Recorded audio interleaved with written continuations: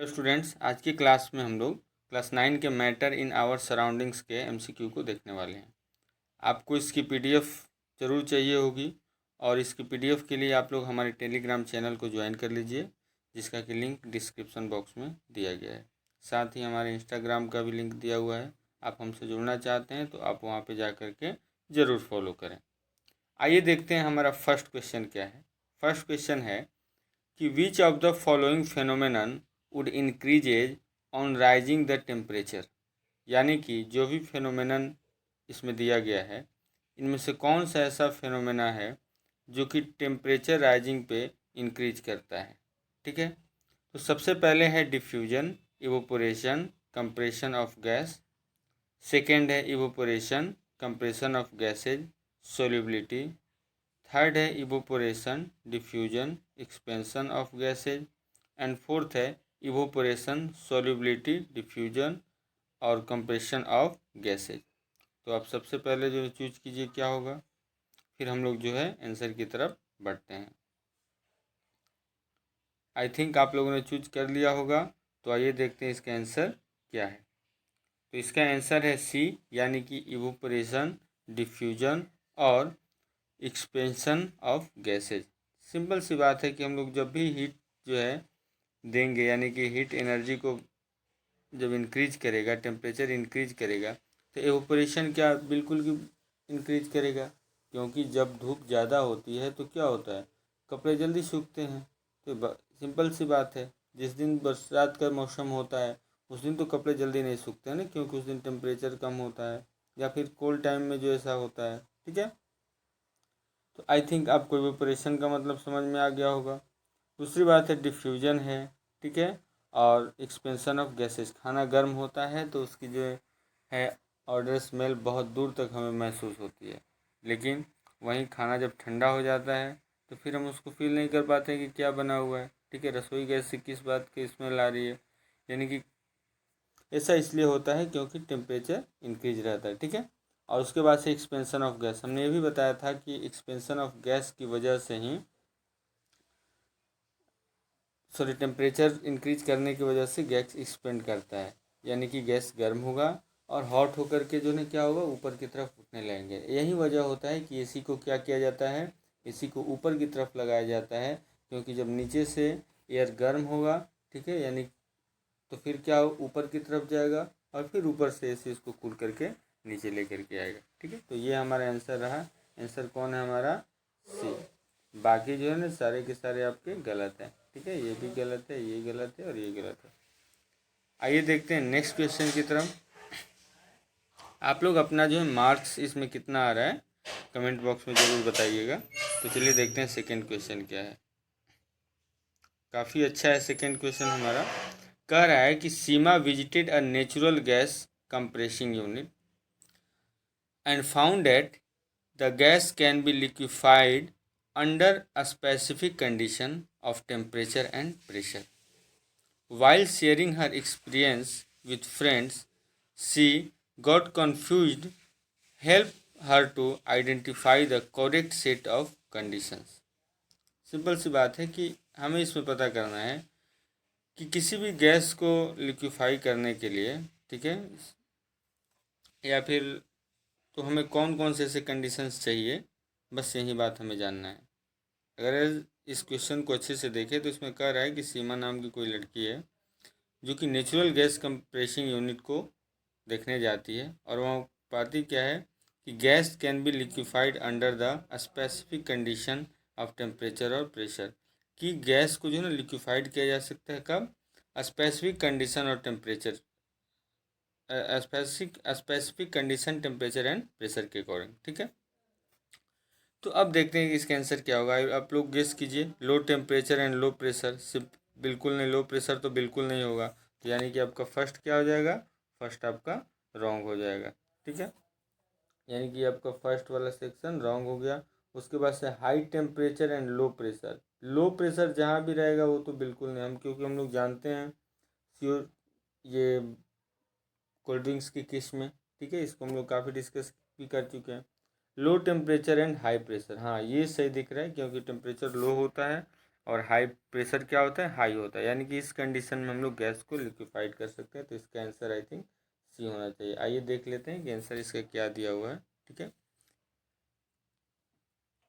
चलिए बिल्कुल सही आंसर, हम लोग का आंसर जो है low temperature and high pressure आया हुआ है।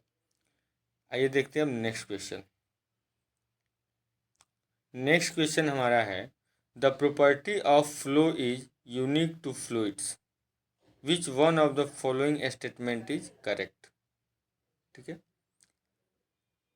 पहला है only gases behave like fluids, second है gases and solids behave like fluids, third है gases and liquids behave like fluids, और डी है only liquids are fluids.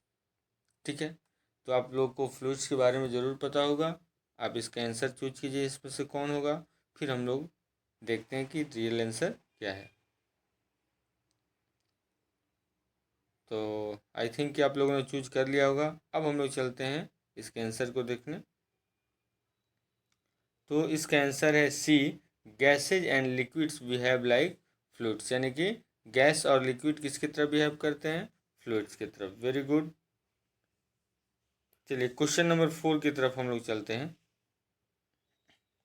Question number 4 में है, during summer water kept in a earthen pot becomes cool because of the phenomenon of, यानी कि summer time में हम लोग वाटर को क्या करते हैं कि मिट्टी के घड़ों में जो है ना, यानी कि मिट्टी के बर्तनों में रख देते हैं, और वाटर क्या होता है, कूल होता है। इसका क्या रीज़न है, ठीक है, बस यही बात बताना है इसमें। तो डिफ्यूजन, डिफ्यूजन तो होगा नहीं जी, डिफ्यूजन क्या गैसेज वगैरह में होती हैं स्पेशली, और डिफ्यूजन में तो चारों तरफ पार्टिकल्स का मूवमेंट होता है, तो ये तो नहीं होना चाहिए। ट्रांसपीरेशन, ट्रांसपीरेशन बिल्कुल भी नहीं होगा। ऑस्मोसिस, ऑस्मोसिस का तो अभी तक आप लोगों को डिस्कशन ही नहीं किया होगा, तो फिर ऑस्मोसिस का कोई क्वेश्चन ही राइज नहीं हो रहा है। तो सिंपल सी बात है कि फिर हमारा जो है ना इवोपोरेशन आंसर हो जाएगा। क्या हो जाएगा, इवोपोरेशन आंसर हो जाएगा। ठीक है, अब हम लोग जो है इसके आंसर को देख लेते हैं। तो चलिए वेरी गुड, हमारा आंसर क्या है, एवोपरेशन। Very good. अब हम लोग जो है ना नेक्स्ट को देखते हैं, यानी कि क्वेश्चन नंबर 5 को। ये रहा आपके स्क्रीन पे क्वेश्चन नंबर 5।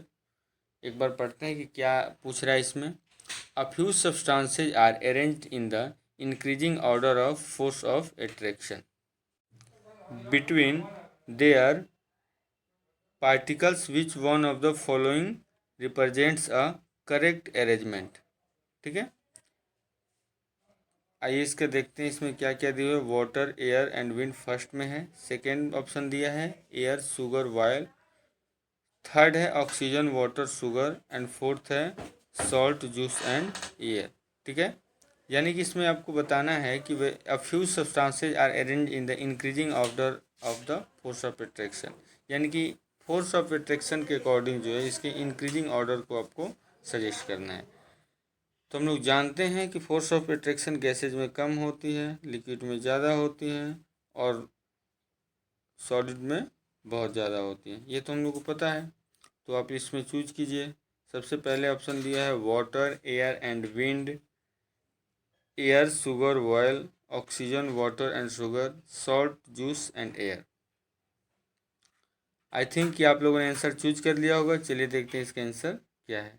तो इसका आंसर हमारे सामने निकल के आ रहा है सी, यानी कि oxygen, water and sugar. Simple सी बात हमने बताया, ऑक्सीजन एक गैस है, वाटर लिक्विड है, और शुगर क्या होगा, सॉलिड है। तो इसका क्या होता है, इसका जो रियल वे होता है, यानी कि फोर्स ऑफ अट्रैक्शन को अगर इंक्रीजिंग ऑर्डर के अकॉर्डिंग सजाया जाए, तो सबसे पहले आपके सामने आएगा वो होगा गैस।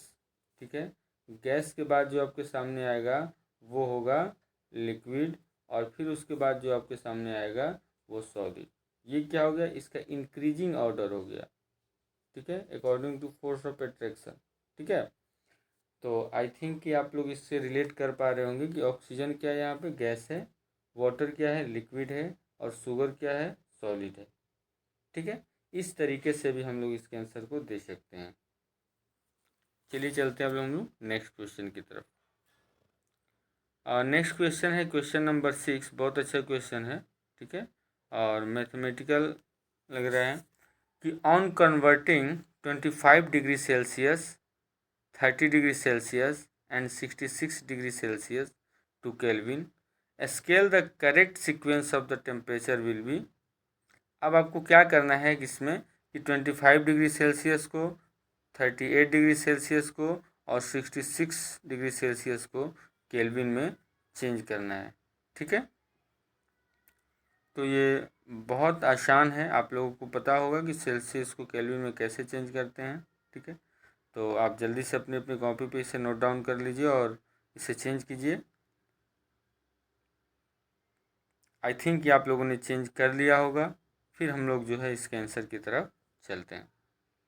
इसका आंसर हमारे सामने जो निकल के आ रहा है 298, ठीक है, केल्विन, 311 केल्विन एंड 339 केल्विन, जो कि आपका क्या हो जाएगा, ए आपका करेक्ट आंसर हो गया, ठीक है। तो फिर हम लोग नेक्स्ट क्वेश्चन में चलते हैं, यानी कि क्वेश्चन नंबर 7 में। क्वेश्चन नंबर 7 हमारा क्या कह रहा है। अब हमारा जो है नेक्स्ट क्वेश्चन है, ठीक है, इसमें हम लोग को क्वेश्चन नंबर 7, इसमें हम लोग जो है क्वेश्चन कह रहा है कि choose the correct statement from the following, यानी कि इसमें से हमें क्या करना है, करेक्ट स्टेटमेंट को चूज करना है, ठीक है। तो सबसे पहले आप देख रहे होंगे कि फर्स्ट स्टेटमेंट जो है हमारा वो है कि conversion of solid into vapour without passing through the liquid state is called vaporisation. बिल्कुल गलत बात है ये, ठीक है, कि वेपोराइजेशन में क्या होता है, वेपोराइजेशन में लिक्विड टू गैस जाता है, लेकिन ये कह रहा है कि विदाउट लिक्विड। तो विदाउट लिक्विड किस में होता है, वो तो सब्लिमेशन का प्रोसेस है, यानी कि आपका फर्स्ट वाला क्या हो जाएगा, ऑप्शन गलत हो जाएगा। सेकेंड में देखते हैं कि conversion of vapour into solid without passing through the liquid state is called sublimation.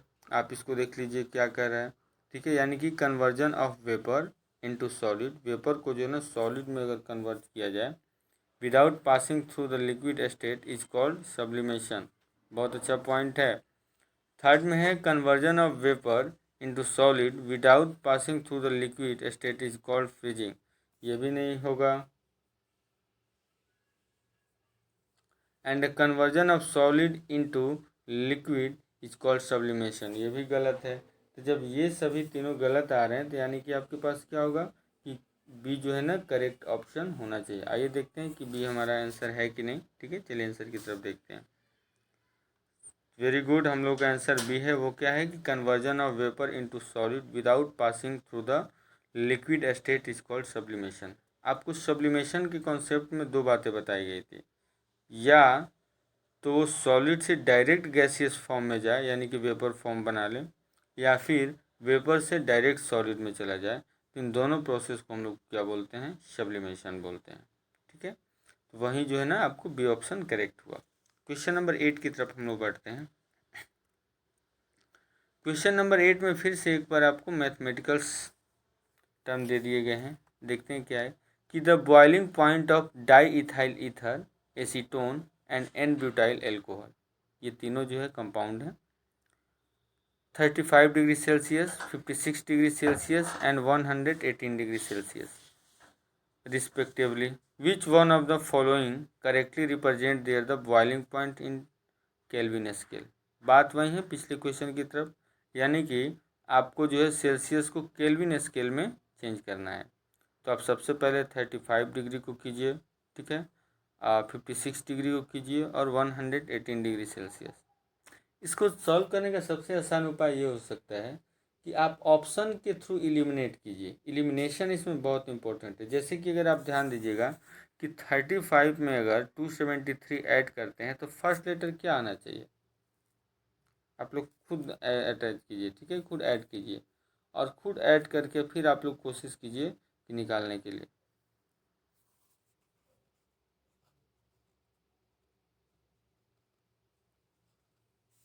ठीक है।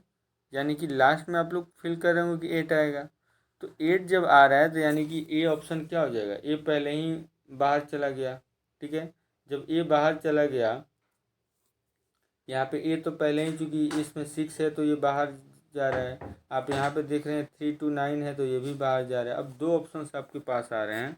ठीक है, ये एक में 3 बी और सी। इसमें देख रहे हैं क्या कि 308 केल्विन 3 to 9 है, 3 to 9 में है। तो अब लास्ट वाले में जो ना थोड़ा सा डिफरेंस है, तो हम डायरेक्ट जो है ना लास्ट वाले को चेक कर लेते हैं कि 118 एंड प्लस 273। तो अब आप लोग इसके ऐड कीजिए।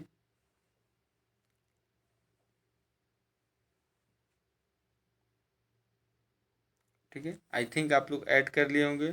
देखते हैं इसके करेक्ट आंसर हमारे पास क्या निकल के आ रहा है। तो इसका करेक्ट आंसर जो होगा वो होगा हमारा सी, यानी कि 391 जो है ये हमारा करेक्ट ऑप्शन है।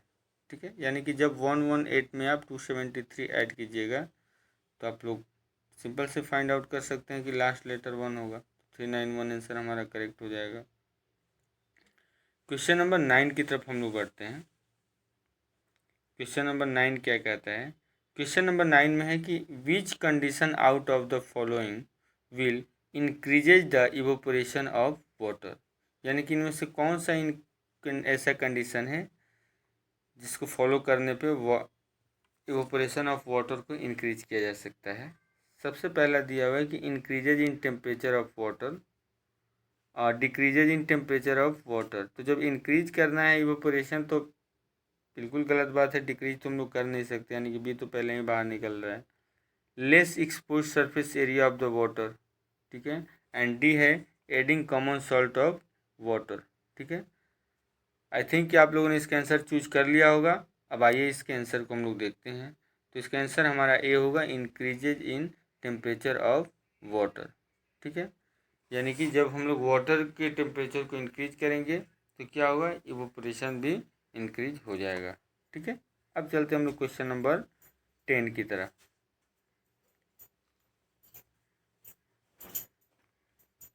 क्वेश्चन नंबर 10 थोड़ा सा बड़ा है तो आप लोग जो है ना ध्यान दीजिएगा। ठीक है, कह रहा है in which of the following condition the distance between the molecules of hydrogen gas would increases.